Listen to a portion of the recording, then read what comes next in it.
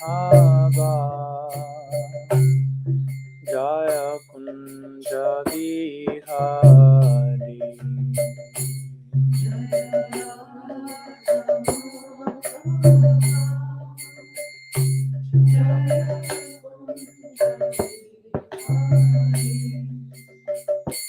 Jaya Gopi Janavalabha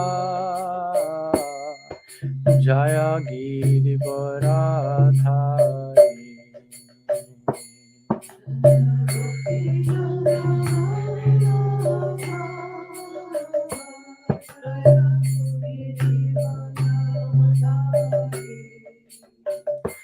Jaya Gopi Janavalabha Jaya Girivaradhari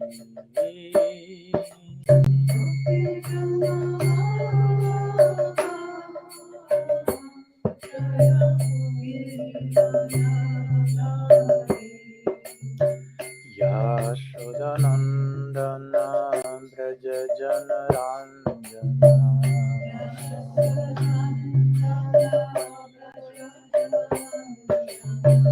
Yashodanandana Braja Janaranjana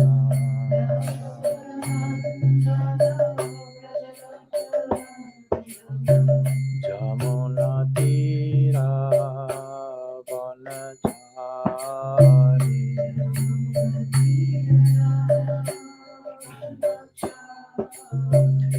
Jamuna Tira Vanachari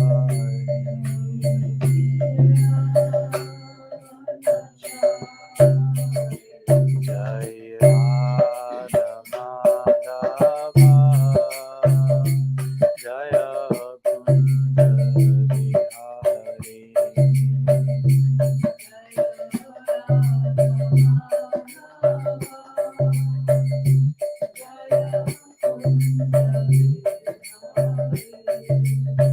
Jaya Gopi Janavalabha Jaya Girivaradhari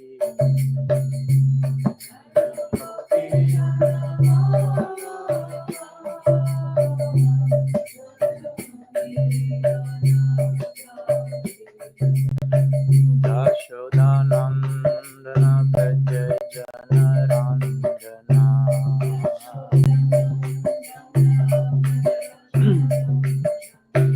Yamunatira Vanachari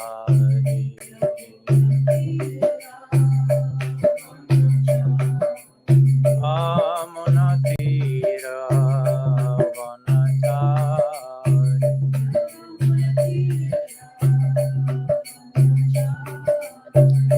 Jaya Radha Madhava Jaya Kunda Bihari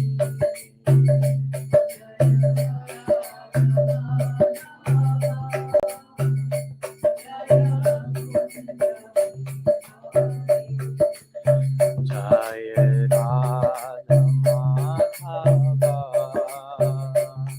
Jaya Kunda Bihari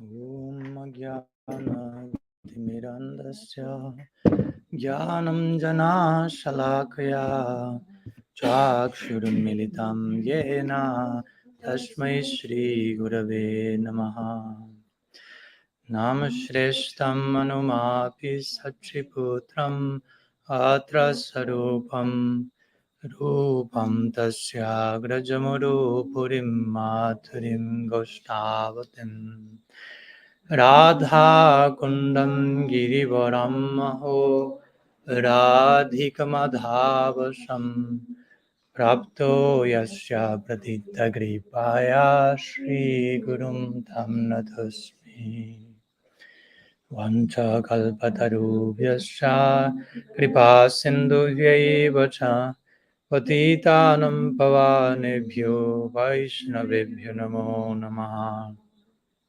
Nikhila shruti moli ratnamaladiti Nirajita padapankajanta Aji mukta kulairupashyamanam Paritashtam harinam shamshayami Anarpitacharim chirad karunayavatirna kalo Shamarpaitum unnatashvalarasam svabhakti shriyam Hari purata sundara dhyuti kadamba sandipita Sada hridaye kandaresh purato va sachinandana Ajanulambita bujjo kanakavadato Sankirtanai kapitaro kamalaya takshu Vishwambaro dvijavaro jugadharma palo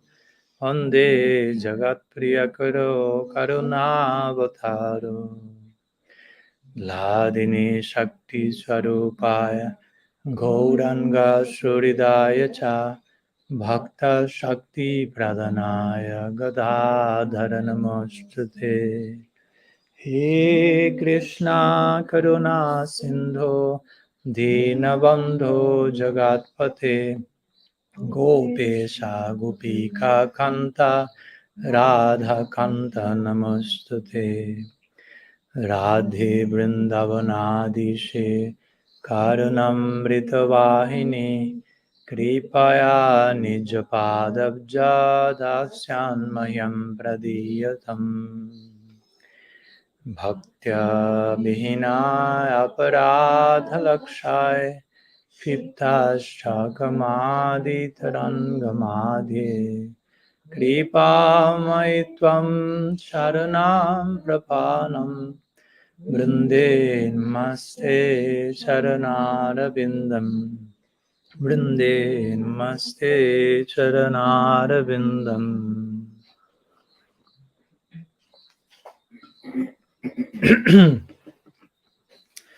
Srila Gurudev ki jai, Sriman Mahaprabhu ki jai, Shri Harinam Sankirtan ki jai, Shri Gaur Nityananda ki jai, Shri Shri Gaur Gadadhar ki jai, Shri Shri Dauji Gopal ki jai, Shri Gaurada Madhava ki jai, Grantara Srimad Bhagavatam ki jai, Shri Brahma-stuti ki jai, Gaur Bhakta Vrinda ki jai, Gaur Premanand Hari Bol.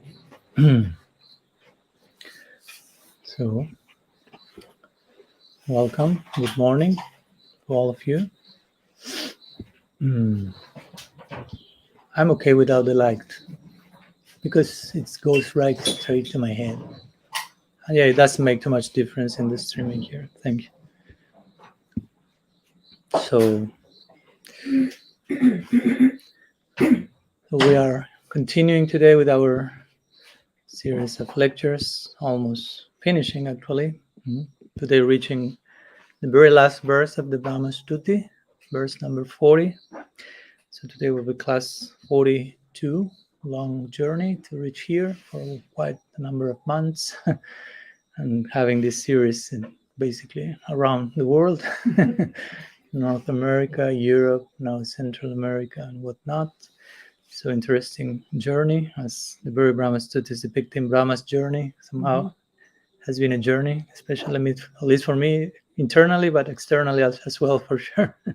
Traveling everywhere and trying to keep up with this beautiful prayer. So, of course, this is not our last class. We will have 2 more classes reflecting back on Brahma-stuti and trying to study the balance of this 14th chapter of the 10th canto. But in one sense, today we are concluding with the Brahma-stuti in the sense that we will be studying today Brahma's final prayer, verse 40 of 14th chapter, 10th canto of the Bhagavatam. But before going there, as usual, let's make some brief recap of yesterday's verse 39, where Brahma was asking permission to leave from Krishna. So I'll read the verse briefly, share a few words, and then we move on. So Brahma said, "O Krishna, please allow me to leave. You, the seer of everything, know everything. Indeed, you are the master of all the universes. And yet, although it is already yours, I offer this one entire universe unto you." So these are almost Brahma's last words in this stuti. We have one more verse, but somehow Brahma is retiring or asking permission to do so. He's a servant, so as a servant, he's not just living independently, if you will, but asking permission for that.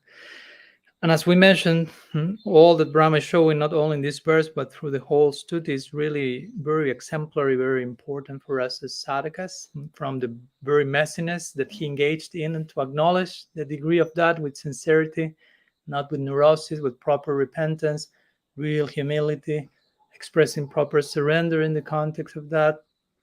I'm making sense of the whole tattva surrounding how to properly address Krishna, as he did in his whole prayers, and then having some particular longing, but also knowing I have to be patient for that to be accomplished realistically, and so on. So all these different crucial chapters in our timeline, if you will, had been very nicely portrayed by Brahma throughout the whole series of verses that I would say.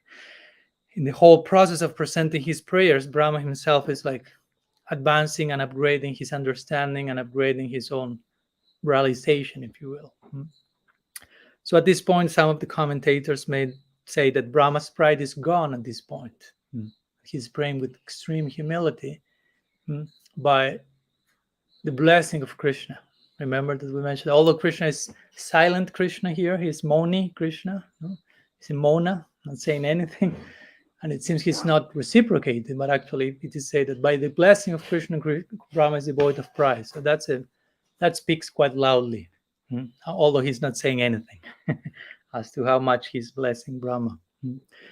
So Brahma wants to stay. Again, the question maybe, but why he's asking permission to leave? A few verses before, he begged to be born in Braj in any form and remain there forever. He still wants that, but he's taking some distance so he can do that, although it may sound paradoxical. Like, but the example sometimes is given. It's like if you are walking and there is like some creek on the path, and you cannot just like walk over the creek. You need to take some distance backwards and run and jump. So it seems like, why you are going in backwards? You should go in. No. This is for going forward, basically. So this is maybe something like that. Brahma is considering, still I have to upgrade my adhikar. I have to engage in further bhajan on the basis of the tattva that I presented here. So I eventually can make 3 of my heads disappear and the remaining one to transform into beautiful Gopa face and the whole swarup, the whole identity. That's the idea. So I'm leaving, but to take a distance from the Braj and from that distance further appreciate its glory, engage in proper bhajan, and advance in separation, if you will. And that separation will create proper union. And he called Krishna Krishna in the verse. And the commentators mentioned that although Brahma seems to leave by calling Krishna Krishna, Krishna means you're all attractive, like implying, I'm attracted to you. I'm not leaving you. I don't want to leave you nor your people. I'm more and more attracted, but I'm retiring because of my attraction, although it may sound, again, contradictory. And at the present moment, again, Brahma is totally invaded by humility, and he feels unworthy to remain in Braj. This is not a place for a fallen person like me, an offender. I deserve to go to a fallen place like Brahmalok, which is generally not well known as a fallen place.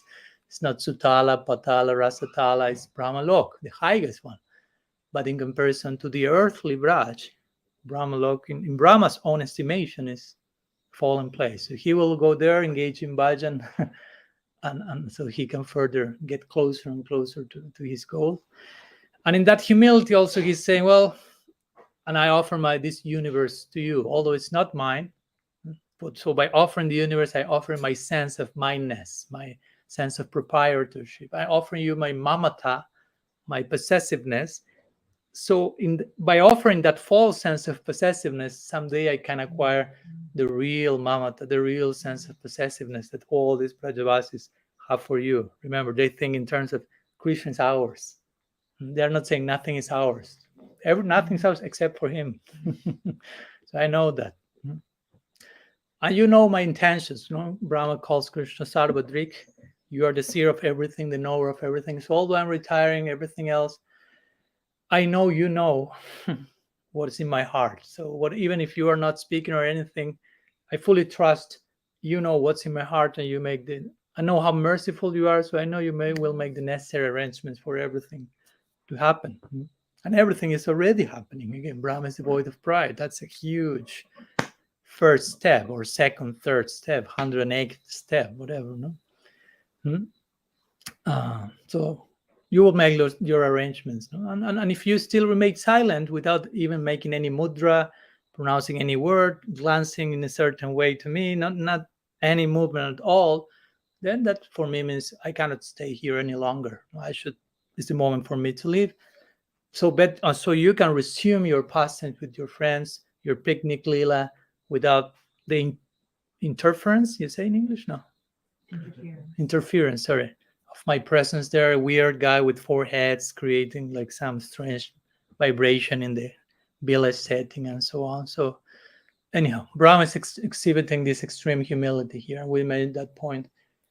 Extreme humility, not only some humility, and by extreme, again, do not feel that as dysfunctional, but naturally in that direction, walk in that direction, that at one point becomes necessary to attain prem. Nishta is characterized by very deep, intense humility. So if we want to attain the prem of Brahma wants, he is realizing, first of all, full humility has to be in place, and he's expressing himself in those terms here. So that shows, okay, you are half the way already. I'm not saying with this, okay, at this point Brahma is in Nishta, or I'm not trying to establish in which stage Brahma is at each verse, but at least he's showing the symptoms of extreme humility characteristic of Nishta. So if you are already on half of your journey, Nishta half the journey between Shraddha and Prem, okay, that's quite a lot, as Gurmash will say. You already reached the top of the mountain, and the remaining of the journey is, how do you say, downwards? Downhill. So there's something to do yet, but it will be downhill. So Brahma is on his way. No need to lament. We are on our way also. No need to lament. May not be Nishta, but on our way. So we have to identify with Nishta in that case, and with the humility that is Nishta. So anyhow, that's something regarding yesterday's verse. And today we are reaching finally our last verse, where Brahma will praise Krishna one more time before leaving in various ways. As you can see by the extension of the verse, it's a little bit longer than usual. And we'll conclude his stuti before doing parikram, circumambulating Krishna, and then leaving for Brahma Lok. So this verse is a little bit longer, as you can see. This verse will be in a meter chanda, or meter called Bashanta Tilak. But the last line has some little irregularity. It kind of has some one syllable less. So sometimes that's found in many verses in Brahma-stuti, and one could see that as a, like, how do you say, literary fault. No? But actually our acharyas will say, no, that serves to broadcast the emotional content of the person speaking, and how because of that sometimes in the Bhagavad Gita, when Arjuna is contemplating the Vishwarup, he also prays in certain verses that are technically speaking incorrect in terms of number of syllables. But the commentators say, no, this is not doshana, which means again defect, but it's bhushana, which means ornamentation, because it helps to point about what's going on in the heart of the person. So something like that we could say here. So I'll recite it first once myself, and then we can recite it all together. It says like this. Shri Krishna Vrishnikula Pushkara Yoshadayan Kshma Nirjara Dvijapasu Dhadi Bhridhikarim Udharma Sarvaraha Rakshiti Rakshasadru Akalpamarkamarham bhagavam namaste. So we can try all together. Shri Krishna Brishnikula Pushkara Yoshadayin Shmanir Jara Dvija Pashudadhi Bridhikarin Udharma Sarvara Harakshiti Rakshasadru Akalpamarkamarham Bhagavam Namaste. Very good. So let's go to the translation of this verse, which says like this.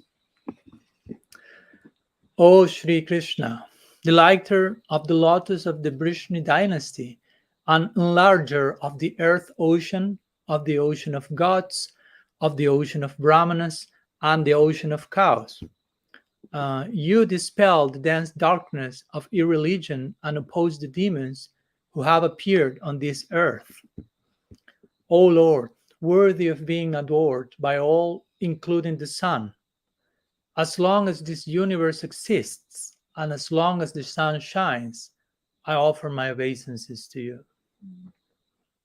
So that's the conclusion of the Sri Brahma-stuti. So, well, of course, it may take a little bit more time than usual today's class because there's a little bit more to unpack, as you can see. It's not me, it's the length of the meter, but I'm telling you in advance. So we'll see how Brahma is praying Krishna in a gradual way, addressing mainly his different names and concluding in Nam Sankirtan, his stuti, and mentioning the different purposes for his descent from the primary to the secondary. All this identifying all the things with Brahma himself, and concluding, you deserve to be worshipped by all, especially by me, and as long as the sun shines, which means as much as I can, as long as my life goes on, I'm offering my pranam to you. So let's go to the word by word of the verse, and then we will try to unpack through following the different commentaries. So I'll recite and then you can repeat. Sri Krishna. Shri Krishna. Oh Sri Krishna. Oh Shri Krishna. Vrishni Kula. Vrishni Kula. Of the Vrishni clan. Of the Vrishni clan. Pushkara. Pushkara. To the lotus. To the lotus. Yoshadayin. Yoshadayin. O you who give pleasure. O you who give pleasure. Shma. Shema. The earth. The earth. Nirjara. Nirjara. The demigods. The demigods. Dvija. Dvija. The brahmanas. The brahmanas. Pashu. Pashu. The animals. The animals.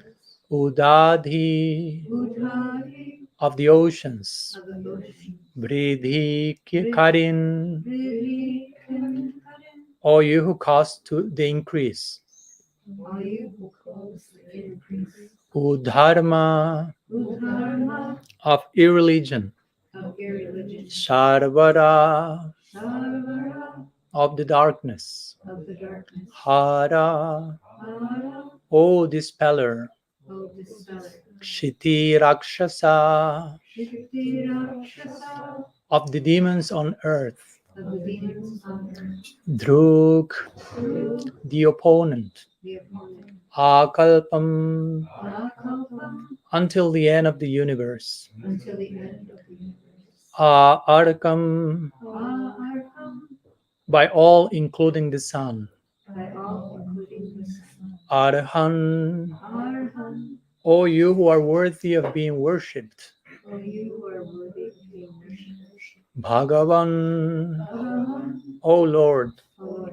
Namaha. Namaha. Obeisances. Obeisance. Te. Te. Unto you. Unto you. Okay.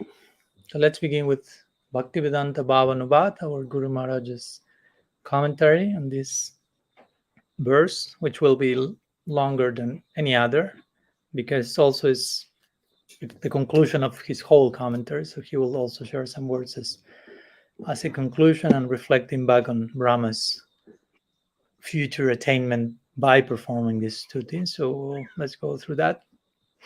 He says,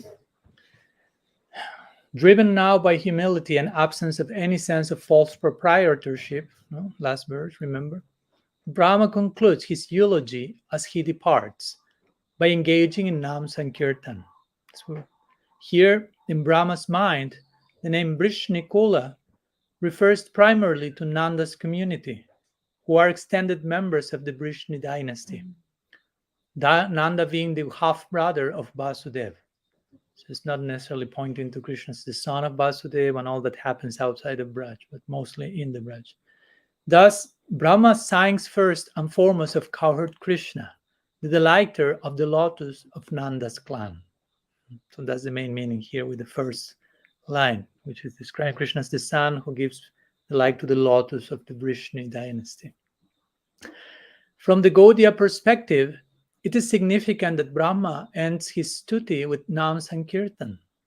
As we'll see, all the verses almost different names of Krishna. He offended the named, now comes a famous point, and departed. But the name went with him. So he offended the named and went to Brahma Lok, but the name chased after Brahma, if you will, and brought him by. As described below, as we will see. Krishna is none different from his name, but at the same time, his name is said to be more merciful than his person.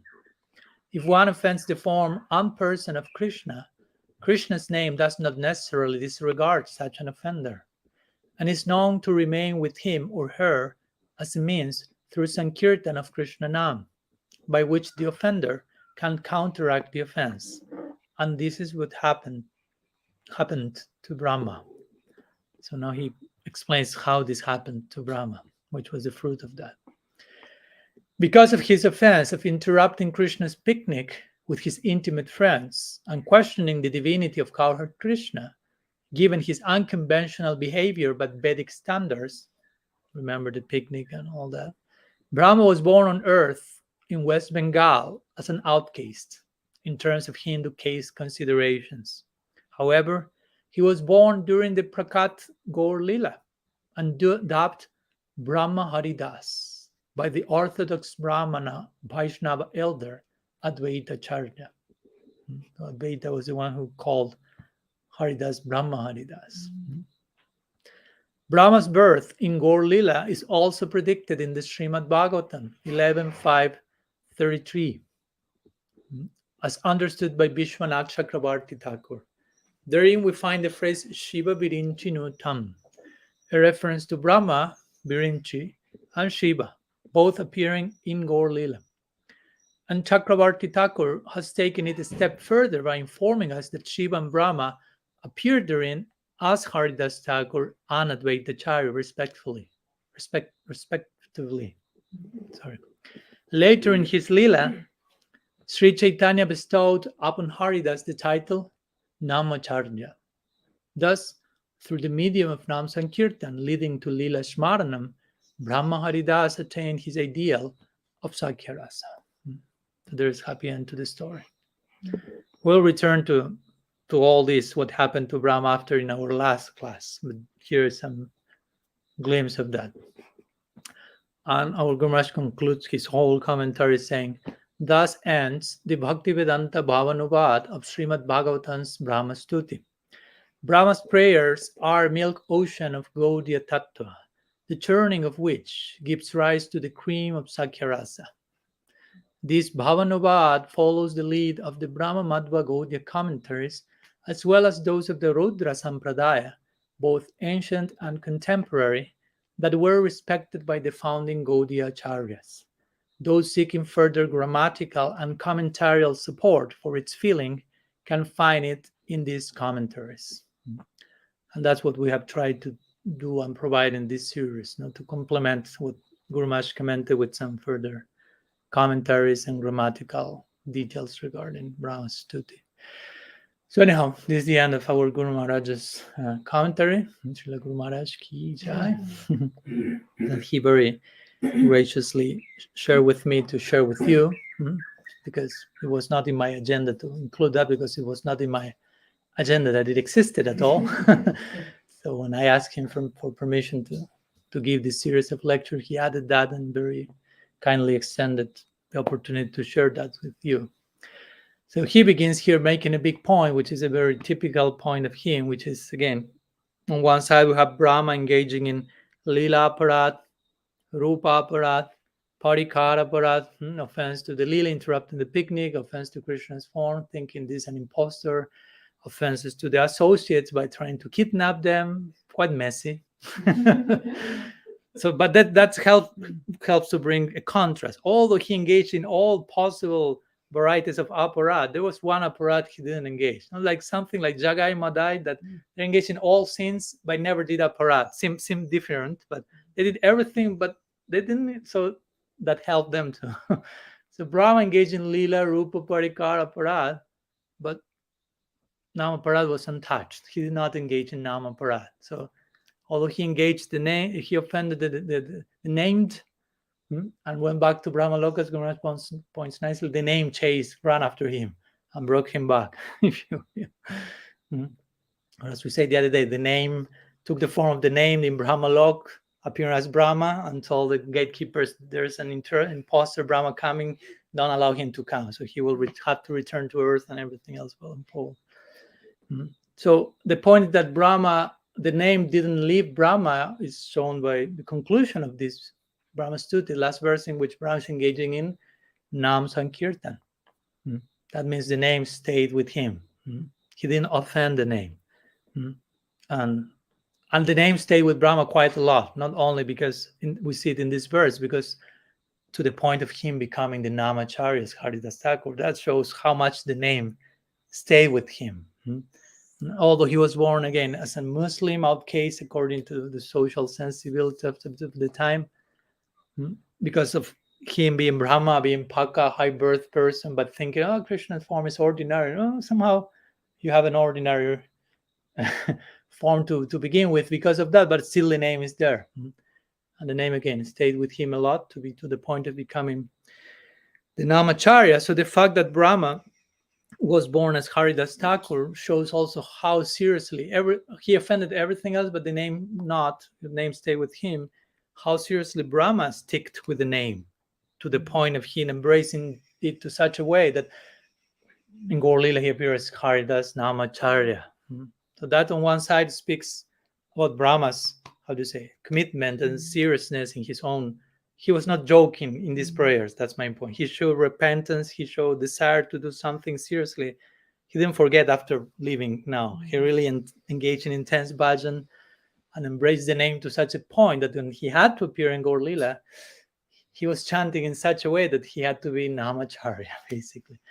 So on one side, that shows that. So after his mischief, nonetheless, he has such an intense desire to turn his desire golden braj, embrace the name in that way. So that shows how seriously Brahma took the name. And also the fact that Brahma was born as Namacharya Haridas Thakur is, is showing how Krishna himself, in the form of Mahaprabhu, is acknowledging all this by being the one who baptized Haridas as Namacharya. You follow? So Krishna, this Gaur was the same Krishna who was not saying anything in front of Brahma.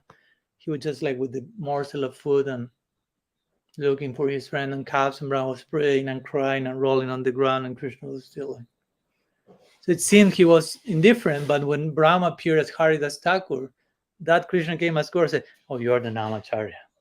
So he himself is acknowledging, oh, how seriously you embrace Srinam. How sincerely I wear your actual prayers a few thousand years ago. You are the Namacharya. And our Guru Maharaj in his Bhavanubat, he confirms that by quoting this famous verse from Bhagavatam. There are two verses which come right after the famous Krishna Varnam to Sa Krishnam. This verse says, Diya sada paribhapyana vishtadoham tirtashpadam shiva virinchinutam sharanyam vrityartiham pranata bala bhavapdipotam Mahapurushate charanaravind tyaktva sudustya jasarepsita raja lakshmin dharmistarya vachasa jadagadharanyam mayamrigam daita ipsitam badavat te Mahapurushate charanaravind. These two verses very famous and very favorite of our Guru Maharaj also. There are two verses that can be applied to in different levels, to Krishna, to Ramachandra, but also to Mahaprabhu. Vishwanath Chakravarti Thakur in his commentary makes this point. So the first of the two, verse 33, verses Shiva Virinchi Nutyam. So your feet are worshipped by Shiva and Brahma. And if that verse applies to Mahaprabhu, in which form Shiva and Brahma are worshipping Mahaprabhu, coming in the Leelas, Advaita Acharya and Haridas Thakur, respectively. Vishwanath Chakravarti Thakur making that point there. And where are those verses? In 11th canto, chapter 5, verse 33 and 34. Right after Krishna Varnam to Sa Krishnam, famous verse that predicts the descent for the age of Kali, and some people will say, no, these two verses are actually for Krishna of Ram. It can be taken as such. They are coming just after the verse that speaks about the Yuga avatar in Kali. So they are totally related in context with that verse. So it must be ultimately speaking about Mahaprabhu. So anyhow, some words in connection to our Guru Maharaj's Bhavanubat. Let's continue. We have a long way till the end today because the commentators kind of have expressed a lot in this last verse. Generally, the last verse it's a special one, so there's lots of things to say and wrap up and conclude. So let's begin with Sridhar Swami, or let's continue with Sridhar Swami's commentary, Bhavarta Deepika. He will say the following. Brahma is implying here, let the servant depart. The intention of Brahma's own verse, while speaking in third person, let the servant depart. With such respect in mind, Sridhar Swami says, Brahma offers his final obeisances before leaving here. So we could say every verse of the stuti is an obeisance that Brahma is offering. From the very first one, it starts with no midyati. I offer the first word of the whole stuti, interestingly, is namaha. And the last word of the stuti is namaha, namaste. So it begins with namaste, it ends with namaste. Of course, the last namaste is quite upgraded in connection to the first one. Lots of things happens in between the two. Lots of realizations and points that Brahma is presenting. I remember namaste means nama, not me, but you. I give myself to you. Swaha, nama. So Sridhar Swami is with great respect in mind. Again, Brahma is not here playing the victim. Why you don't speak to me? I'm angry. I'm leaving here. You don't love me. Nothing of those victim avenues. No, but with great respect in mind, with full commitment and responsibility regarding what he did and the rectification he needed and the practice he needed to attain his goal and appreciation. Everything in place with great respect and money. Let the servant depart. No? From that side, Brahma is speaking this verse. Then Sridhar Swami briefly mentions these two main first analogies that Brahma will make, with Krishna being the sun, the moon, and the sun. So he says, "O you who resemble the moon in terms of swelling the oceans that are the earth, the gods, the brahmanas, and the animals." With the implication is you are nourishing all of them when you come to this world, especially the earth, the devas, Brahma being one of them, the brahmanas, and the animals. No? As we will see, the cows and Krishna especially here to them. So like the moon is nourishing, its rays are nourishing Krishna's descent is nourishing everyone. Or the second, or the first actually, example is you who resemble the sun. So here Krishna is compared to both the sun and the moon. As one who shows affection to the lotus of the Vrishni dynasty. So if you want to take the Vrishni dynasty, which again includes Vrishni Kul, includes, as we say already, in Brahma's mind is Nanda Maharaj's community more than any other. They are like a lotus, and the lotus will bloom and open when the sun is coming, and night will close. So you come to this world, and the whole cowherd community is blossoming. I've seen that with my own eyes. I like to bloom like that myself. I like to be one of those petals, something like this. So Brahma, Sridhar Swami say, okay, Brahma is comparing Krishna with the sun of and the moon, but then thinking that a comparison to the sun and the moon is lowly. No, how can I compare him with the sun and the moon? This is always a classical dilemma of the poets. No, like, okay, your face is like the moon. No, it's not like the moon. Actually, your eyes are lotus. No, actually, you can compare with lotus. So you don't find any proper analogy to compare with. At the end, as usual, you will end. You can only be compared to yourself. There's no other object of proper comparison. So in this case, Sridhar Swami said, thinking that the comparison to the sun and the moon is lowly, Brahma will say at the end, Arkam Arham, no, last line. O you who are worthy of being worshipped by all, including the sun. Because before he said, you are like the sun. No. You are worthy of being worshipped even by the sun. Sorry for that. Again, I'm messing it up again. Better leave as soon as possible. Brahma said, Namaste. Disappears. No? So that's his humility. It's not neurosis, but it's natural humility that makes Brahma say, the more I'm trying to say something, I'm messing it up again. So, but Krishna is seeing his intention and taking note of that. Also, as we will see by other commentators as well, by Brahma beginning with this sun-moon analogy, sometimes it is said that the sun and the moon on earth are considered the two eyes of God, like are looking upon us. So the idea is that by Brahma referring to this analogy, like implying the eyes of God, he's trying to say Krishna, he's praying to receive at least one slight glance from him before leaving, because it didn't happen yet. No? At least apparently, Krishna is indifferent. He's not, but so the famous example which Vishwanath Chakravarti Thakur will give later, that one, that if a master is punishing the servant or is caressing the servant, in both cases the servant will be happy, because any of those attitudes means he cares for me, I'm important. I won't chastise someone I don't care for. But if this master is indifferent, that's another level of the servant will be really sad there. He doesn't care for me, he's indifferent. So apparently this is the situation. Apparently, again, Brahma feels he's indifferent to me. I'm not being chastised. At least chastised. I know I deserve chastisement. I'm not asking you to caress me, put me a garland on, chastising, but not even that. Again, he's not playing the victim, but he's like sad. Thus, Brahma begs for at least one glance. And then after this, Sridhar Swami will conclude his commentary, as we'll see with some others. All of the commentators mostly will compose a verse of their own, like our Guru Maharaj did in his commentary. Thus ends the Bhakti. So they will compose a verse to conclude their series of commentaries to that particular section, like marking this is a special section of the Bhagavatam. They will do like that after Brahma-stuti, after Gopi Gita, after certain well-known sections of the Bhagavatam. So we'll see some of them, not all, but some of them eventually.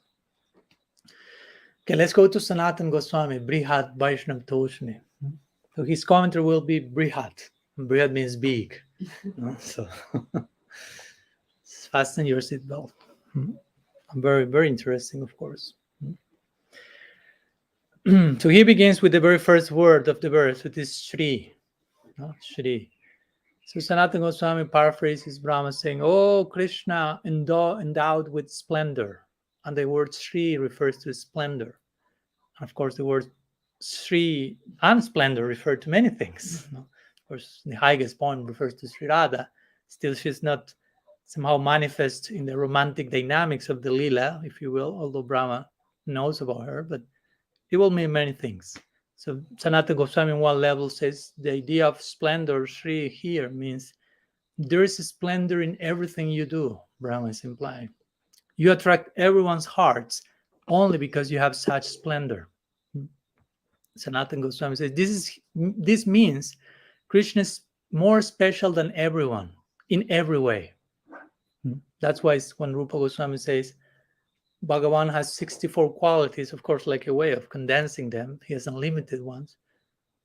And the first 50 can be obtained, expressed by ordinary souls, but only to some degree, because he's more special than everyone in every way. So whatever quality you have, Krishna has it in the best possible way.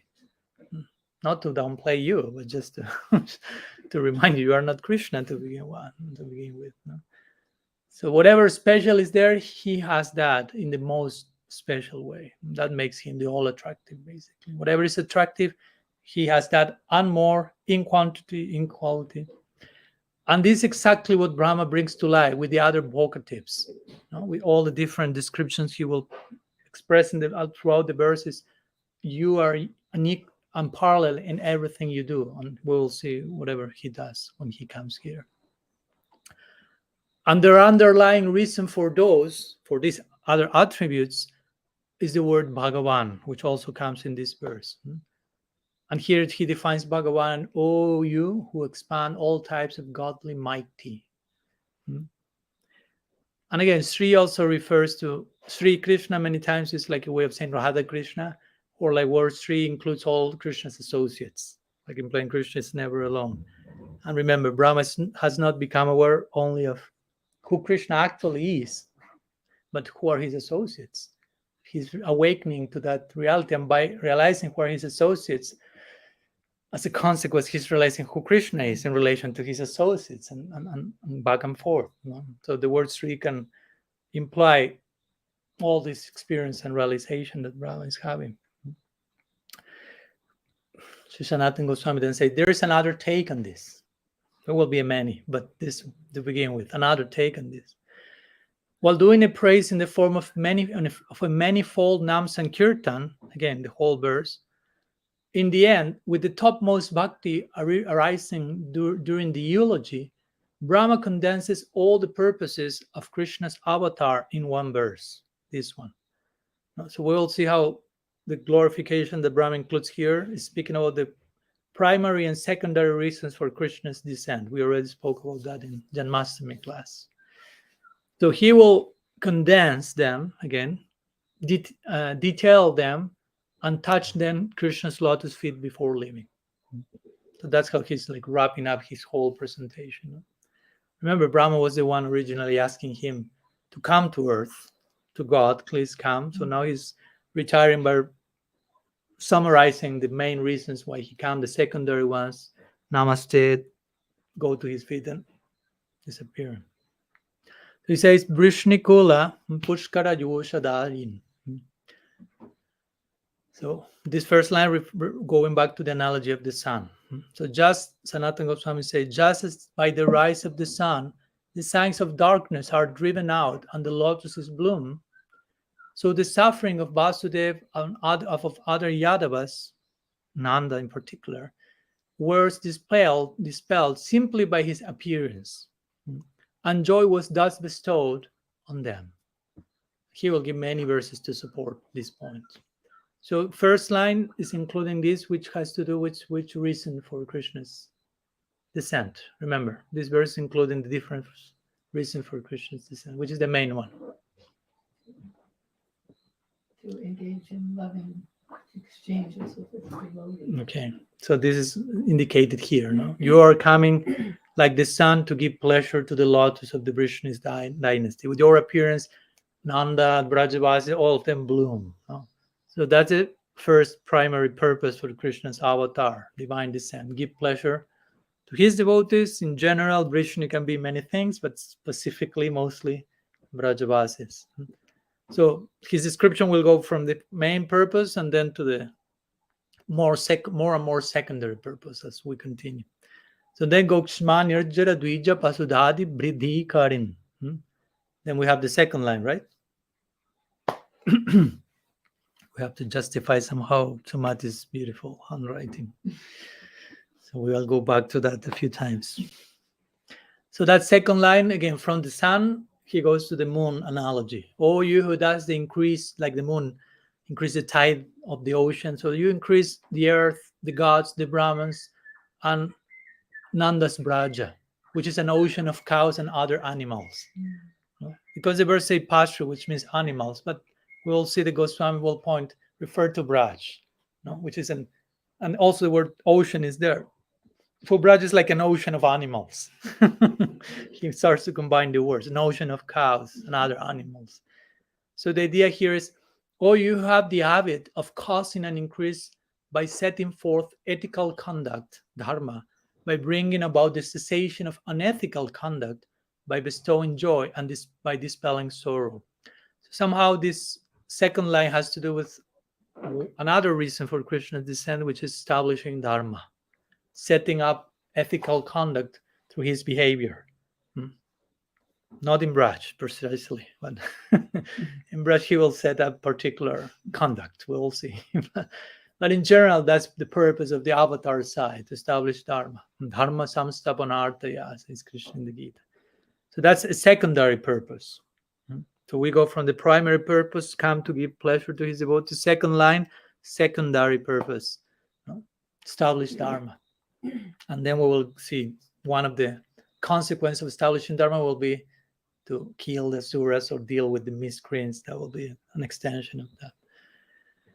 So Sanatana Goswami continues saying, although in the idea that he fosters the brahmanas and the cows, although that idea automatically comes to mind because they are included by the mention that Krishna makes the earth a better place, they are also individually listed because it is well known that Krishna's descent was meant to benefit these two. So here saying the second line, you come to nourish the earth. So we could say, why do you need to say you come to nourish the Brahmins and the cows? They are on earth. They're included in the earth equation. Yeah, but also it is known that Krishna has that like was Namo Brahmanya Devaya Go Brahmana Hita Yacha Yagatitaya Krishnaya Govindaya Namo Namaha. So Krishna is called Go Brahmana Hita, which means you come to protect Brahmanas and cows.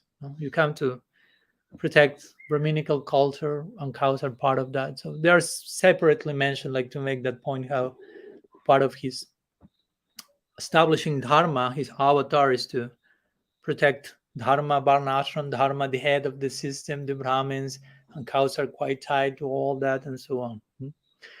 Or, Sanatana Goswami says, the idea here is that he occasions the prosperity of all the Brahmanas who are gods on earth. Because the verse also says Nirjara, which means the gods, but referring to the Devas.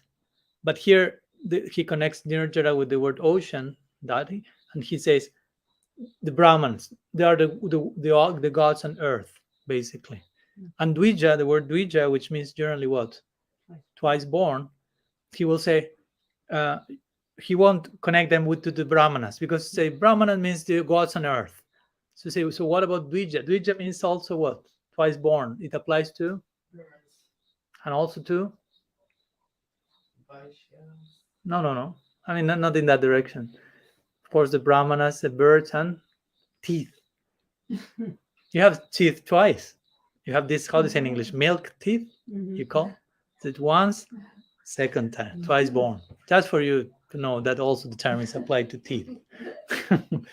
Of course, this is not the case. It's not speaking about teeth, but it's speaking about birds. So all the birds and all the animals, all the birds and all the cows that were mentioned that have a connection with Braj, Sanatana Goswami say, no, you come to cause prosperity even to the birds of Braj. That's the idea. No? This means Krishna only promotes Braj because it is predominant in his life. That's his main promotion, if you will. He comes on earth to promote Braj. He does other bunch of things on different levels, but his main promotion has to do with his main marketing descent, purpose has to Braj. So even to the birds, you nourish them. And we will see even not only to the birds, but to any other species there. And then we have to go to the other secondary purpose, which is again like a consequence of establishing Dharma, which is dealing with the Asuric side. And that comes in the next section, which says Udharma Sarbarahara. Udharma Sarbarahara means you take away basically irreligion. That Krishna says again in the Gita, no? Paritunaya sadunam vinashaya chaduskritam. No, you come to destroy the duskritis, not the sukritis, but the duskritis impious. So, of course, someone may criticize it, but there is irreligion in Braj also. Krishna is dancing with the wife of others. So he comes to take away religion. It seems he comes to inaugurate that in mass scale. That's a dharmic. That's a problem with Rasa Lila. Rasa Lila lends itself to be misinterpreted by two types of people. But those who are too dharmic, they will think this is totally deviant. And by those who are totally adharmic, they will try to imitate that. So in order to penetrate into the mysteries of Krishna's romantic life, you cannot be too dharmic, you cannot be too adharmic. No? You will misread both. You have to be kind of in between, if you will. Bhakti is the middle path. That's my point. So yeah, Krishna is showing apparent adharma when dancing with the gopis and so on. But actually, from the proper perspective, this so-called adharma is the highest dharma. This is the prema dharma of Braj. Sarva dharmam parityaja mamekam saranam braja. So in that sense, we are just clarifying this point. No? He comes to take away religion, but what he does in Braj, although it may seem irreligious from tip to toe, stealing, lying, womanizing, and so on, it's highest dharma, prema dharma. So in this context, of course, Sanatana Goswami says dharma for ultimately is characterized by bhakti. When we say dharma for a devotee, ultimately that means bhakti and prema dharma. And udharma, here the word is udharma, interestingly, not adharma. Udharma refers to those processes contrary to bhakti, which of course adharma can mean that, but the term udharma is more specific. Actually, udharma means doing wrong things in the name of dharma. So that's more like what we call hypocrisy. Adharma means overtly, openly, I'm doing sinful things against dharma. Udharma means it seems I'm doing bhakti, but I'm just disguising my adharma in the form of bhakti. So that's even worse. That's called udharma.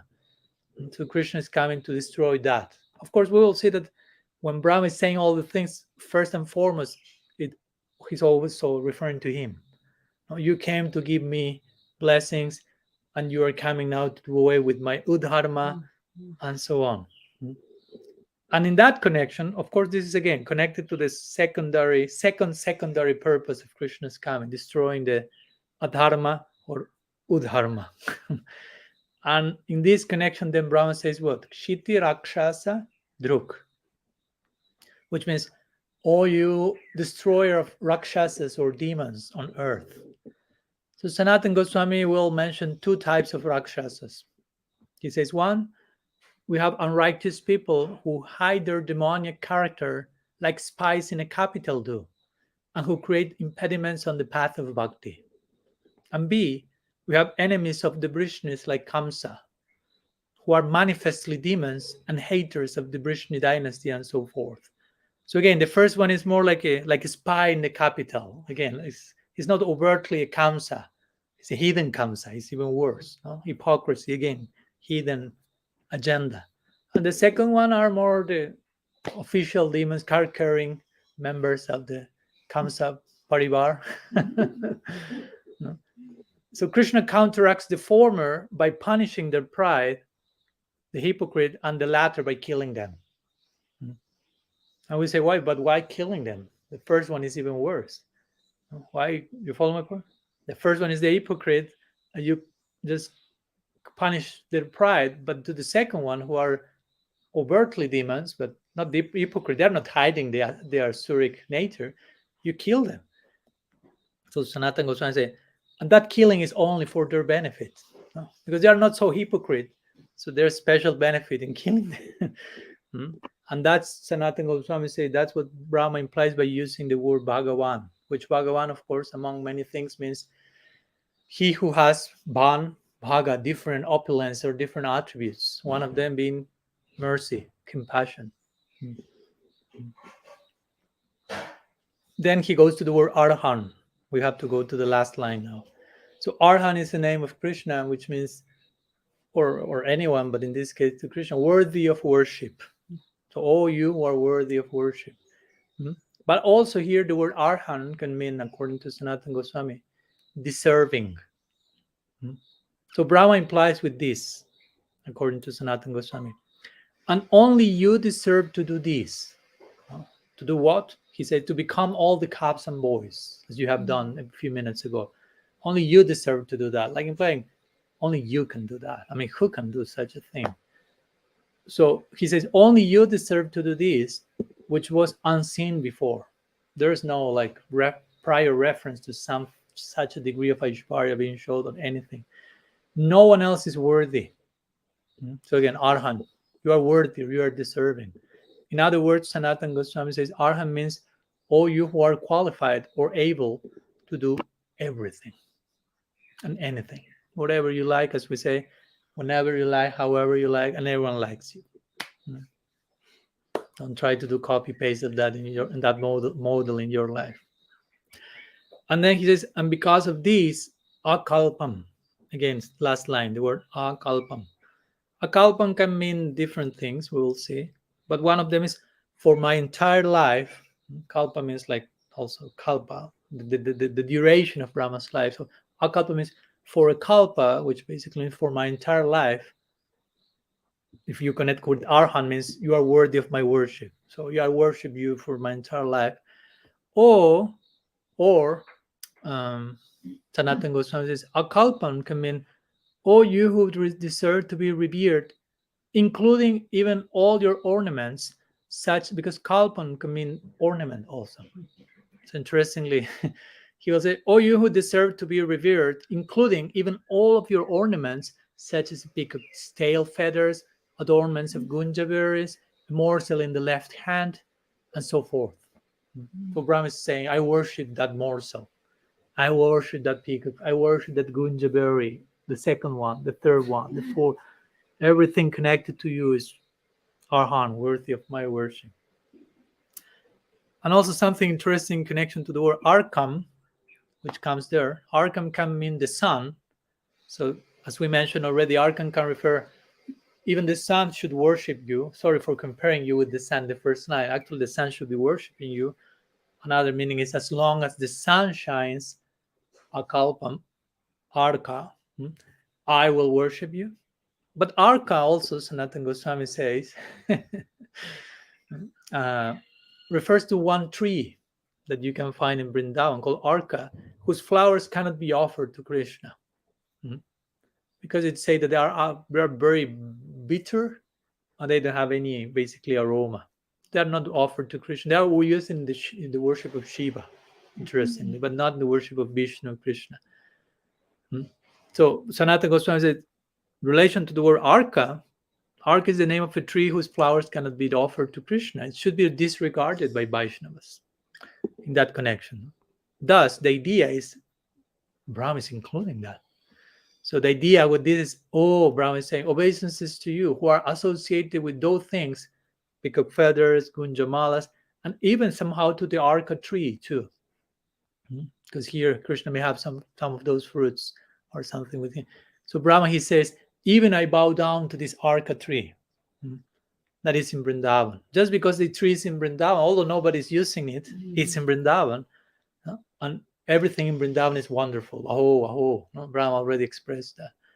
Very similar in the line of Raghunath Das Goswami, who is in his Brajavilas Stab and other sets of prayers. He's like bowing down to every creeper of Braj, to every leaf in Braj, to every mosquito in Braj, even the mosquito. In his prayers, he's praying to a mosquito. Oh, interesting. You generally will never think like, okay, today I will write the prayer glorifying a mosquito. Generally, you go in all the directions while praying. But Sanatana Goswami is praying to a mosquito in Braj, which is not a mosquito. You add the word in Braj, takes another meaning. So Brahma now, again, that's why we hear these things. Brahma Bhuvana Loka Punada Bharti. Even if you reach the highest abode of Brahma, that's not the great thing in comparison to even a mosquito in Braj. And Brahma is saying that. We are not insulting Brahma. We are just repeating his own words. So in this way, Sanatana Goswami concludes his commentary in glorification of Brahma, saying, not only I'm worshiping you and your associates and the purpose of your descent and everything, but even whatever has the slightest connection with you, even if it's rejected by everyone, I embrace that thing because it's residing in that same place that you inhabit. So that's way above my heads, my four heads. Sanatana Goswami Prabhupada ki jai. So let's continue with Srila Jiva Goswami's commentary. He will repeat many things that Srila Sanatana Goswami mentions, so I won't go through them again. But he makes some extra points, so we will share some of them. Beginning with the very first word. Again, let's go back. That's the exercise with every commentary. From the end, let's go back to the beginning. Generally, they will explain each verse beginning from the first words and reaching to the end. He says the term Sri is used at the very beginning for the sake of offering a pranam, which involves the respectful realization of all of Krishna's opulence. And by opulence here we can take, yes, his Aishwarya that he just recently showed in the Brahma Vimohan Lila, and Brahma is properly respecting that. But the ultimate Aishwarya, as our Guru Maharaj said, is the Madhurya, is the intimacy of Braj, that's the ultimate opulence. So all that is included in Sri. All of Krishna's Aishwarya, all of Krishna's Madhurya, and Brahma is falling at all of that again. He's overwhelmed again in a new way now. And here this involves the respectful realization of all of Krishna's opulence. So he's realizing, it's not just witnessing, but realizing what's this in a respectful way. Again, he's not fully a member of the Leela, because member of the Leela won't, in one sense, respectfully honor that. They are realizing all that, not with respect, if you will, but with, of course, respect is there somewhere, but it doesn't play out like that in the Leela. It's in a very intimate way. After this, Jiva Goswami continues, Brahma addresses him by names related to his birth and his deeds, while hinting at special features which are sequentially external in comparison to that Swarup. So again, it begins by saying you come for the pleasure of your devotees. That's not so external. Then comes the more external. You come to establish Dharma. That's more external by comparison. You come to kill the demons. That's more external than establishing Dharma and giving pleasure to. So sequentially, they are more external in comparison to that Swarup. So that Swarup here also connected with, Swarup is like a form or identity of Krishna in connection with different purposes of his descent. So as the different purposes of the descent there's a hierarchy of them. If you will, we could say there's a hierarchy in the Swarups of Krishna as they are connected to different purposes. So the Krishna who comes to, the Swarup of Krishna who comes to, if you will, interact only with his devotees, that's the highest one. The Swarup of Krishna which comes to establish Dharma, that's a little below that, and so on. Then Sri Jiva says, Vrishni Kola refers to, he makes the same point that our Guru Maharaj made in his Bhavana, but Vrishni Kola refers to Vasudev's family and Nanda's family, as was proved earlier. According to usage in the text, the term primarily refers to Nanda's family. Why? Because in the very first verse, Jiva Goswami goes there for a minute to give context. Sometimes a way of understanding the purpose or the meaning of a book or of a certain series, like section, is many things, which is the topic that is mostly repeated, but also what's said at the beginning and what's said at the end. So you can like establish some context to see what's in the between. So again, it begins with namaste, namodyate, namaste. It ends with namaste, and also in the very first verse, Brahma addresses Krishna with the term Pasupangajaya, which means you are the son of a cowherd. That's another scriptural proof that Krishna is the son of Nanda, not of Vasudeva. Brahma is saying that. So he's using that point, implying in the beginning he addressed Krishna as the son of a cowherd, and now he's saying Vrishnikul. That's in connection to his being the son of a cowherd. So first and foremost, it refers to Nanda, and by extension, the whole village of Nanda, the Brajavasis, and also, of course, Vasudeva and other devotees. And Sri Jiva concludes, going to the word Bhagavan. Again, I'm not touching all the verses because many things are the same that Sanatana Goswami said, which in our modern times, that's interesting, because if you read Jiva Goswami's commentary and Sanatana Goswami's, you can think Jiva Goswami is plagiarizing Sanatana Goswami in many parts. He's basically it's the same thing. He's not saying Sanatana Goswami said. But you have to understand how things were used to be expressed in those times. And it was understood, if you study Jiva Goswami, who are his superiors, and you go there and you find, okay, that was his honor, and he's honoring them. He's not trying like to take credit for himself without quoting the original source. But that's basically why I'm not repeating everything. But with Bhagavan, he says that Bhagavan means here, "O you who, as the form of Krishna," because he started saying Sri Krishna, and then comes Bhagavan. So this form of Krishna, which just has been described through the whole stuti, you are the form of Krishna, are the supreme personality of God. You are Krishna, Sri Krishna, and Bhagavan. In other words, the conclusion of the Bhagavatam is Krishna's two, Bhagavan Swayam. Here Brahma is putting these things together. I mean, Jiva Goswami. And Bhagavan and Sri Krishna, I mean, Krishna is the supreme personality of God, which is the main point, theological point of the Bhagavatam, which plays itself out mainly in the Brahma Vimohan Lila. Again, Krishna is the source of all phases of divinity. You won't find that the most than in Brahma Vimohan Lila. With all other forms of divinity, God himself, Narayan, unlimited Narayans are coming from one little Krishna. So then you won't find further practical example of Krishna's two Bhagavan Swayam at that moment. So Brahma is concluding his prayer, but going back to that main point that he also mentioned in verse 14, I think, Narayana Anga. No? Narayan is a limb of yours. God is an aspect of you, Krishna. But one more time, just in case he's mentioning that in the last verse. Okay, so are we ready to conclude here?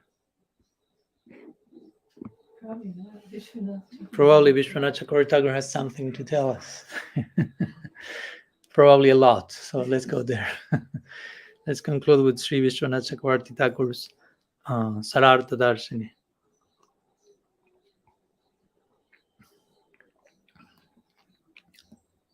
So he starts paraphrasing Brahma. He says, Brahma said, "O Lord, if you don't want to speak to me because I am an offender, then at least show me some mercy by giving the nectar of your glance with both eyes." That's why he speaks about both eyes, sun and moon, if you will. By drinking this nectar, I will be able to maintain my life for the rest of the kalpa. No? Because I know I have a long life waiting for me, but in separation from you. But if at least you show her your mercy with one glance, that will nourish, that will feed me for the rest of my life. That's a very nice, humble way of Brahma expressing this particular point. And Sanatana Vishwanath Chakravarti Thakur say, after expressing this feeling, Brahma offered his respectful obeisances to Krishna. So also in this connection, we have the word akalpam, which again can mean until the end of my life, Brahma is saying, or until the end of the universe, which corresponds with Brahma's life. So also we can also take that in somehow Brahma is expressing his misfortune here. Because which is the misfortune? Well, we ourselves, we are not Brahma, but we can engage in bhajan in this lifetime if we are serious. In this lifetime, a few lifetimes, Srila Srinath will say 2-3 lifetimes, you can attain the ultimate goal if you are serious. So we will leave the body and go to Golok in a few lifetimes, which will be like 200 years, something like that. But Brahma won't die for a few million years of ours, 1 trillion years, not only million, but still a long way to go. Or at least, as we spoke before, he thinks he had to wait that much. We already spoke that there may be another way of putting that, and we will speak about that in the last class, because when he comes to Haridas Thakur, Mahaprabhu puts his body in samadhi when he leaves his body, making it clear he's no longer here, he's somewhere else. So he didn't have to wait that much, but in his present moment and humility, he's feeling, oh my gosh, I mean, I'll be the last one. No, everyone else will be there, but I have to wait so much. Why the hell I take birth as Brahma? Why I choose such a long lifetime? I have to, oh no, Brahma is lamenting. And that's why he's concluding this verse saying, Namaste. what to do. Well, during that period, I offer my pranam. As long as I have to be there, as we hear, I'll remain in namaste, namaskar. Jnana prayasa prudapasya namantaiva. This word namaste appears quite often in the whole Brahma-stuti. So Vishwanath Chakravarti Thakur continues, referring to Krishna's right eye, which is the original form of the sun. Again, Krishna's right eye is connected with the sun, his left eye is connected with the moon. Just for you to know. So Brahma, referring to Krishna's right eye, which is the original form of the sun, Brahma says, or implies, as the sun, you make the lotus flower, first line, of the Vrishni dynasty bloom and fill them with joy. So there's some intention here. So you are making the lotus bloom because your right eye is the sun. And Brahma says, I'm the offspring of a lotus. I was born in a lotus myself. By your mercy, make me bloom too. With your right eye, that is the sun, send me a silent glance at least. With your sun-like right eye, and make that one who was born from a lotus bloom along with the lotus. So it's like a very poetic way of begging, just one silent glance, please, before I leave. I have a few trillion years waiting for me there. So Brahma, as we know, was born from the lotus. Sometimes he's called Padmanabha, which means he whose place of birth is the lotus. So first he says that to Krishna, referring to Krishna's right eye. Now he turns to Krishna's left eye. So Vishwanath Chakravarti Thakur say, then referring to Krishna's left eye, which is the original form of the moon, Brahma says, O moon, who expands the ocean to nourish all inhabitants on earth. Remember, when the full moon comes, the ocean gets agitated, and that in turn nourishes so many other things as well. So you nourish all inhabitants on earth, the demigods and Swargalok, and the birds and cows in Vrindavan, as we say, the Dvija. So the gist of this, by Brahma referring to Krishna's left eye as the moon, is, by your mercy, you uplift everyone as the moon, uplift me too, a lowly demigod, which may sound like an oxymoron because demigod doesn't generally connect it with being lowly birth, but he feels, I'm a lowly god, please uplift me as the moon come and uplift everyone, as the moon is given amrit, or gives nectar, gives taste through the rays, as Krishna says in the Gita, to the vegetables and everything. Give me nectar. Give me the nectar of your left eye sidelong glance. If I cannot get the right eye, the left eye is okay also. So first, according to Vishwanath Chakravarti Thakur, first Brahma is referring to Krishna's eye, right and left, by turns. But now he will go to the two of them at the same time to see if that works better. Because till now Krishna still is like looking for his friends and calves. So now, simultaneously beholding both of Krishna's eyes, which are in bloom, Brahma says, with your two eyes, as the sun and moon, please dispel the blinding darkness of ignorance and merciful destroy my hypocrisy, which was seen in my attempt to bewilder you with my mystic potency. Please remove it, so that I will never make such a mistake again. So now we go to the next sections of the verse where remember, he's using the word udharma here. Remember udharma, what did udharma meant? Remember? Udharma sarbarahara. You dispel all the... What's the difference between udharma and adharma? Goes against Dharma. What? Udharma. Disguised as Dharma. Kali Yuga. Yeah. Adharma means irreligion, that which goes against Dharma. Udharma means adharma disguised as Dharma. So Brahma is feeling, I am one of those. I'm a hypocrite. How someone may say, but why Brahma is... I mean, to begin with, Brahma here is, interestingly, which is a very important thing for us, he's not only begging to be forgiven for what he did, because we can do that. We can do some mischief and beg, please forgive me. But he's begging for, please uproot the ignorance which took me to do that mischief. Because you can beg for forgiveness and you obtain forgiveness, but then you repeat the same mistake over and over again. So But here Brahma is saying, no, please forgive me for my offense and give me your mercy so I won't commit that same mistake again, to be hypocrite. And someone may say, but Brahma, why you say Brahma was hypocrite? No, Brahma was Bimohan, was confused, but it was not necessarily a hypocrite. Like we say, engaging in a dharma in the name of dharma and so on. But we could say, well, okay, he was Bimohan, he was bewildered. But also in the concept of being bewildered, he's Brahma, for example. I mean, to begin with, Krishna is his guru, he's the servant. So generally there's something, you are expected as a servant to behave in a certain way from your guru, not to distrust him, not to think he's whatever. But one may say, okay, but Brahma thought Krishna was not his guru, was some imposter. Okay, but Brahma knows the Vedas quite well, at least he thought on some level. And one of the instructions of the Veda is do not steal. And Brahma did that. He was a kidnapper. Kidnapper, you say? So even if you want to, I mean, he's Brahma, he's the upholder of Dharma, he's known for his stealing. So in that sense, Brahma is feeling, yeah, I'm a hypocrite. Yeah. So Krishna, please uproot my hypocrisy, my udharma. You came for that. Don't forget about me. You already uprooted here and there, but I am the main one here. With full humility, he says that.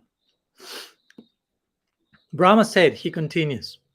Vishwanath Chakravarti will basically connect all the things to Brahma. No? When Brahma is saying, you came to uproot udharma, please do it with me. You came, now it's the turn of the Rakshasas. You may imagine what Brahma will say. Brahma said, "O Lord, even though you have killed many demons on the earth, such as Aghasur, nevertheless, you gave them residence in your own spiritual abode." Aghasur, so many others. So please, also reform me, who am also a demon like them. I'm the Rakshasa named Brahma from Satyalok. So Brahma is presenting himself as a Rakshasa. Or also Brahma Rakshasa can mean, there's a type of Rakshasa called Brahma Rakshasa. So I'm a Brahma Rakshasa, or I'm the Rakshasa named Brahma, whatever the case, I'm a Rakshasa. So Brahma is not here referring also to other Rakshasas that you came to kill, but okay, you did that, but I am also one of them. So please reform me. Don't forget me. Because why I'm a Rakshasa? He says, because I have come to earth to disturb you and your intimate friend at calves. That's pretty Rakshasic, Brahma is feeling. I mean, I'm seeing what other Rakshasas tried to do with you and your associate. Brahma says, I'm not very far away, but far from them. In some cases, I'm even worse than them. Therefore, as you punish the other demons, you should also purify me with punishment. So there's way for that. There's place for that in proper humility and after proper mischief to pray for punishment. It's not that you are necessarily a, masochist or anything like that. The idea here is, and we mentioned that before, the idea here is if the servant sees that his master is either merciful or cruel, the servant is encouraged to continue living. He's putting some attention on me. But if he sees that his master is indifferent and doesn't care at all, then the servant no longer desires to maintain his life. So that's Brahma's situation. I'm not asking for caressing, again, punishment. But I'm not receiving punishment. I'm receiving a word, a mudra, a silent glance, how I will carry with the trillion years that are waiting for me in Brahma Lok. Then Brahma thought within his heart, Vishwanath Chakravarti Thakur says, alas, I thought, he continues repenting, increasing his repentance. I thought that it was not proper, like to make it clear why he considers himself a Rakshasa. I thought it was not proper for my master Krishna, who is the most exalted Mahamaheshwar, God of gods, controller of controllers. I thought that it was not proper for him to enjoy pastimes with little boys who graze calves and hold a stick, to be decorated with gunja berries, mineral dyes, peacock feathers, and other simple ornaments, and thus I foolishly committed an offense to him and to his friends, and even to his ornaments. Let me beg forgiveness even from them. So now Brahma is reaching that. Again, there are degrees of humility, as you can see. No, his Brahma is not thinking, I only offended Krishna. Sorry, Krishna. Okay, no, I forgive. I offended you, your friends, your pastimes, your berries, your peacock feathers, everything about for all my. So I have a long life waiting for me over there in Brahma Lok. So namaste for millions. This namaste does not only refer to Sri Krishna, but to everything connected to him. Sri refers to Krishna's paraphernalia, retinue, which includes even the gunja berries. All of them are devotees. There are not mere gunja berries. Again, remember. So Brahma is implying here, for the trillions of years that remain, I will bow down to each one of these peacock feathers of yours. I will bow down eternally to each one of these gunja berries of yours. And again, you externally may sound, this guy is dysfunctional. No, for trillion years, I bow down to a berry, a mosquito. What's going on with you? But if you understand everything, context, the degree of his mischief, the degree of his humility, of his longing, and the obstacles in between, I mean, everything makes perfect sense. It will converge, concluding to this particular expression of humility. Of course, doesn't mean we have to imitate that, because we, if one doesn't have the proper understanding or realization, this same type of prayers in the improper lips may be unbecoming. Like, I offer pranam to each one, and it may be more like sahaja, like, come on, be honest. No, let's see how. If after 5 minutes of saying that you start doing some nonsense, it was just a joke. No, we will see that Brahma, after saying this, he walked the talk. No, and he's talked as well in bhajan. No? So, in this connection, Vishwanath Chakravarti Thakur reaches his conclusion, saying, in the last phrase of this verse, "O Bhagavan, as long as this universe exists, and as long as the sun shines, I will offer my obeisances unto you." In this connection, the word akalpam means including, repeats this main point, including your gunja necklace and other ornaments. And arkam, as we already mentioned, means even to the lowly arka tree, which bears flowers that cannot be offered to the Lord. So I offer my pranam to all of them. Of course, if this is so, what to speak of what's the pranam that Brahma is offering to the boys he tried to kidnap, to the more directly people involved in his mischief, to the calves he tried to kidnap, to Krishna himself, how much he's repentant in that direction and begging forgiveness and mercy, but that eventually overflows and includes the whole Brajamandal, every single entity and atom there. Namaste, namaste, namaste, for trillion years. He's willing to do so. It won't take trillion years, but he has that disposition because he understands the mischief I'd made and the value of what he wants to attain. No? Like the famous example of pastime of Mukunda, as you know, some connection with this, which is, as you know, he was chastised by Mahaprabhu because he was associating with different people here and there. And Mahaprabhu said, you are going here and there, taking here and there a little bit. That's not committed Sangha. You have to commit in one particular way and direction. I don't want to see you anymore. You are forbidden to have my darshan, he said to Mukunda, his intimate associate and dancer. And as we know, Mukunda was dying in separation, and the devotees were compassionate on him and went to visit Mukunda daily just to keep his life earth flowing somehow, with the hope that Mahaprabhu will give him his mercy again, and he will, when will I see Mahaprabhu? When will I see Mahaprabhu? Mahaprabhu was like, I don't want to hear about him. And the devotees in between the two, like, was similar situation. No, Krishna here is not speaking. In this case, Mahaprabhu said, I don't want to see your face ever. So I don't know what's worse, but similar dynamics. And at one point, Mukunda is asking, I have a question. Can you ask a question to Mahaprabhu in my name, please? And he's just falling on the ground, totally emaciated, about to die. They say, yes. Ask him when I will have his darshan again. So they go, as you may know, and they ask, Mukunda had a question. Mahaprabhu was the associate Mahaprabhu. Here, doesn't he look in that direction? What does he want? And I was like, oh. He wants to know when you will give him your darshan again. He say, in a million lifetimes. Next topic. I was totally devastated, thinking, now we will go and kill Mukunda by giving such terrible news. A million lifetimes. or trillion, like the ones Brahma had to go through here. I mean, not trillion lifetime, but 1 million of our lifetime is basically. So they go back, as you know, to Mukunda, and he's waiting. Just his life depends on that reply, basically. After that, okay, I can leave my body, whatever may be the reply. So on the way back, back, the devotees are just like, you tell him, you kill him, you kill him. I don't want to. So Mukunda is waiting, and they're waiting. He's looking at them. Who will reply? And then, like, you tell me, and they're like, you tell him. Okay, someone takes courage and just waits for the worst after. Okay, he said in a million lifetimes, and everyone is waiting for the Tirobab Mahotsav of Mukunda, that moment, to happen. But it didn't happen. He started to jump and dance, and like he was injected with new life, and Jai Sachinandan, Jai Gaur Hari, and everyone was like, what's going on here? Maybe he had some ear problem.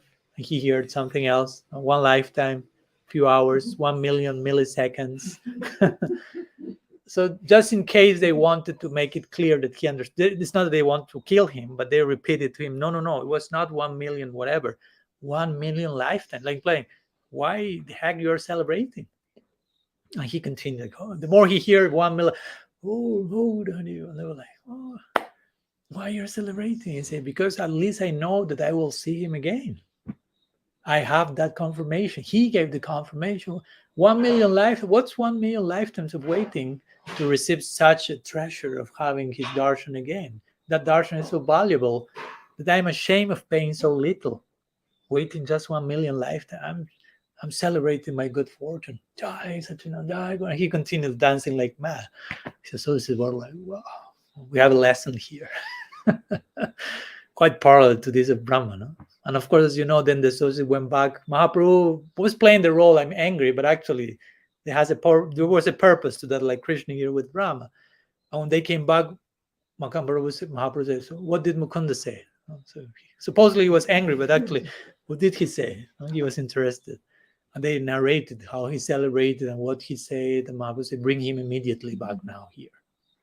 A million lifetimes are over. Because Krishna is time personified, he said in the Gita. So if he wants, he can make 1 million lifetime to last 15 seconds.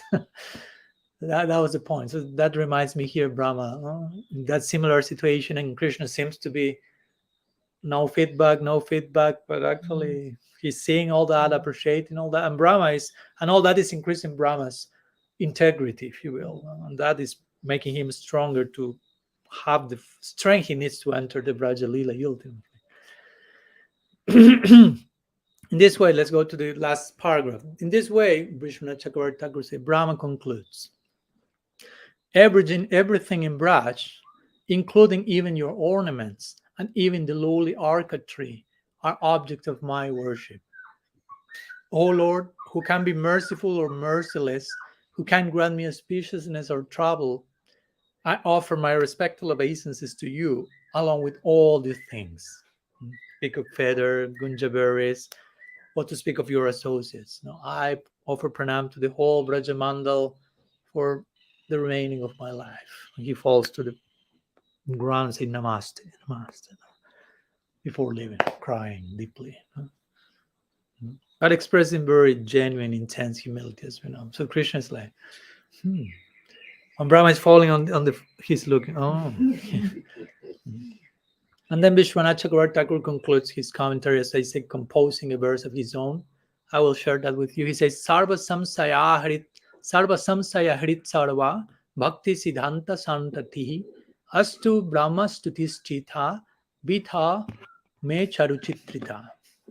May this Brahma-stuti, which remove all doubts and teach all the definitive conclusions of bhakti, remain beautifully engraved on the canvas of my heart forever. That's how Vishwanath Chakravarti Thakur concludes, writing a prayer of his own. May this Brahma-stuti not only be a series that lasted for 40 few classes, and we totally forgot that, and my life continues, but may that remain engraved in my heart forever. Why? Because it removes all doubts and establishes all Bhakti Siddhanta. Bhakti Siddhanta Santati. All the proper conclusions are established there. Shri Vishwanath Chakravarti Thakur ki jai. And since we are sharing some of these concluding prayers, let me share with you the concluding prayer only of Baladev Vidyabhushan, who also wrote a commentary on this. So he concludes his own tika, his own commentary, saying, Paramaishvarya Madhurya Bhakti Bhrit Brahmanodita Gyat Gokula Mahatmya Dhatri Nanda Sutastuti. He said, glory to the praise of Nanda's son, spoken by Brahma, who has bhakti endowed with sweetness and the topmost Aishvarya. This praise is the mother of the glory of Gokul. So that's how Sri Baladev Vidyabhushan considers this Brahma-stuti, with presenting bhakti endowed with Aishwarya and with Madhurya. These two elements are properly presented. And this praise is the mother of the glory of Gokul. Like mother gives birth. So for this, to properly going through this Brahma-stuti, you can become aware of what's the actual Mahatmya or glory of Sri Vrindavan. So it's a very important gate, entry point to further and further levels of access into the whole Brajalila. Sri Baladev Vidyabhushan ki jai. Anyhow, in this way we conclude today's verse 40. And in one sense, we conclude our Brahma-stuti here. But also, as I told you in the beginning, we will have 2 more classes. The next one will be in 2 days, and the other one will be like in 4 days. And in those 2 remaining classes, we will continue. We will go through the balance of the rest of this 14th chapter, because we ended in verse 40, but the chapter has 61 verses. Of course, I will resume that. If not, we need a separate series for that. So we will try to go through the balance of the chapter, in which Sukadev Goswami will further elaborate, reflect back on the Brahma-stuti. Parikshit Maharaj also will present some interesting, relevant questions in between, and of course, Sukadev Goswami will reply to them. And also we'll conclude, especially in our last class, by, again, ascertaining, we did that a little bit today, but more in detail in the very last class, ascertaining which is Brahma's destiny after all these prayers, how that played out, especially in after what happened after this Brahma-stuti, according to some of our acharyas. Did Brahma actually go to Brahmalok or something else in between? And of course, what happened after his appearance in Gaur Leela's Thakur Haridas and so on. So we will continue that in a few days. And I don't know if there's any question or commentary, something you may like to share before concluding today. Yes, Sumati. One thing came to mind when you mentioned that Brahma, in a way, was praying for punishment out of his deep humility, and it just reminded me of, I believe it's the talk that Srila Prabhupada gave on the day of the appearance of his Guru Maharaj, Sanatana Saraswati Thakur, the famous talk, and in it he said, I ask that I may suffer the results of all my past misdeeds, but at the same time, may I always be in remembrance of the mercy that I'm getting from my Guru Maharaj. Mm-hmm. Yeah, that takes me to the famous verse of Brahma previously in this prayer, which is Tatenu Kampam Surshamiksham Bunjana Vatma Kritam Bripakam, which Brahma says, those who earnestly, that's interesting because you reach this last verse and somehow you can go back to the whole different other verses to further shed light on what Brahma says at the end, and in this way you can continue traveling through the whole stuti forever. But in that verse, which is almost one of the first ones, he's saying, to those who earnestly want your mercy, they're willing to endure the results of their past deeds, but meanwhile they are namaste. He's using the word namaste again. Many times in Brahma-stuti you will see the word namaste.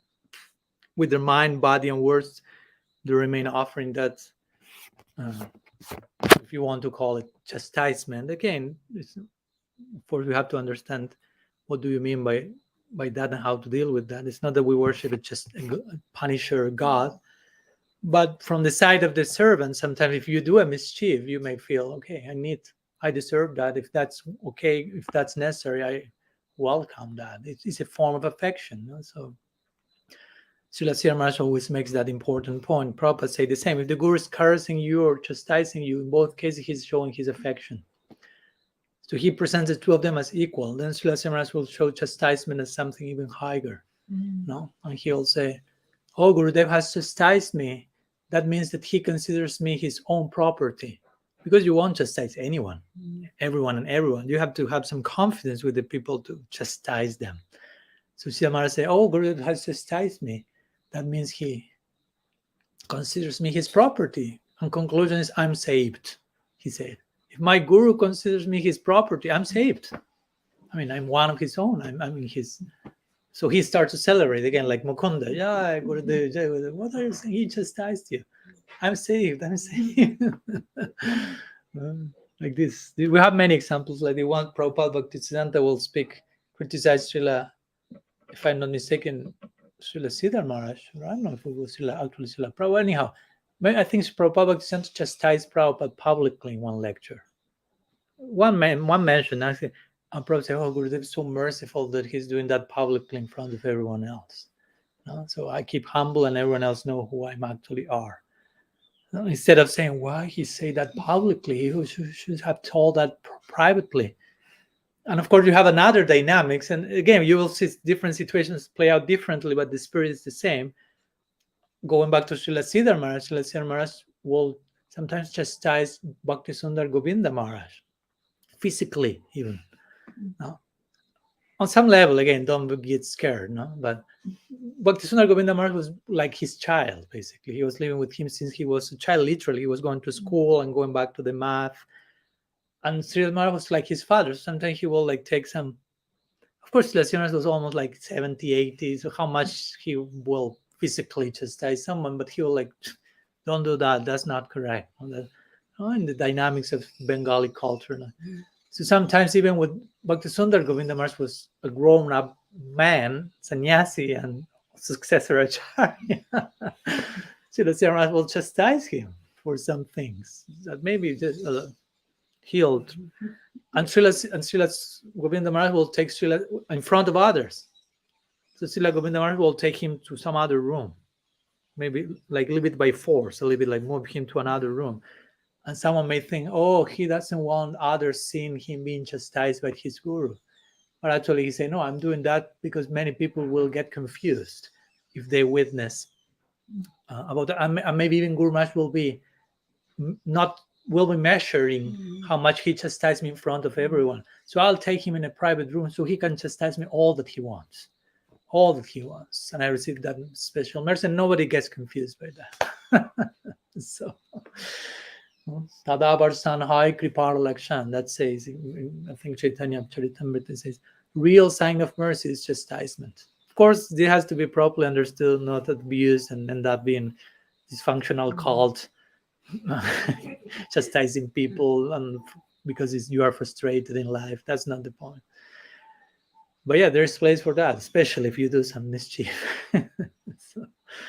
So again, lots of things for us to learn in our own sadhaka journey. It's not just, oh, nice, Brahma, very nice, your life, your example. No, this is really, if you really are listening to Brahma-stuti and studying this seriously, you will see it's not Brahma, it's me.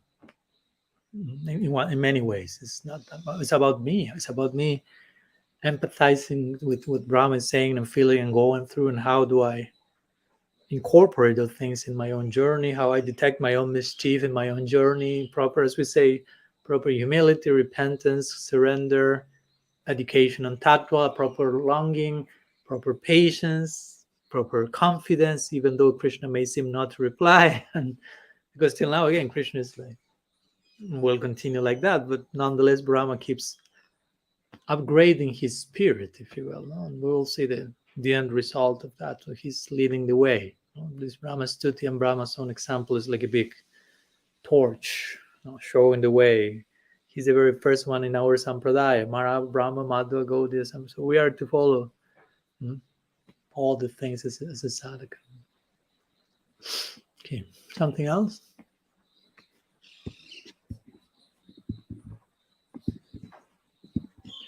Let's see here. Okay, it seems not. So we'll conclude here, and in 2 days we'll meet each other to go through to the balance of the 14th chapter of this 10th canto. Shri ब्रह्म-स्तुति की जय, श्रीला गुरुदेव की जय, श्रीमन महाप्रभु की जय, श्री हरिनाम संकीर्तन की जय, श्री श्रीदाव जी गोपाल की जय, ग्रंथराज श्रीमद् भागवतम की जय, श्री ब्रह्मा जी की जय, श्री नामाचार्य ठाकुर हरिदास की जय, गौर भक्त वृंद की जय, गौर प्रमाण हरि बोल। वंशकल्पतरुभ्यश्च कृपा सिन्धुभ्यैव च पतितानां पावनेभ्यो वैष्णवेभ्यो नमो नमः। अनंत कोटि वैष्णव वृंद की जय। गौर गौर हरि बोल।